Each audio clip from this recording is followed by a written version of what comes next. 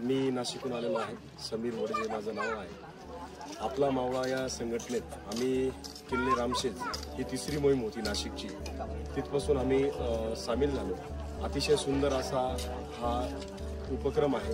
हा उपक्रम डॉक्टर खासदार निलेशजी लंके साहेबांनी त्यांच्या प्रेरणेतून विचारातून हा चालू झालेला आहे। असंख्य लोक वेगवेगळ्या जिल्ह्यातून या टीममध्ये सामील आहेत आणि एक किल्ला निवडून दर महिन्याच्या एका रविवारी ही मोहीम आखली जाते आणि या मोहिमेमध्ये तिथल्या इतिहासाचा जागर असेल, साफसफाई असेल, स्थानिक काम करणारे असतील यांचा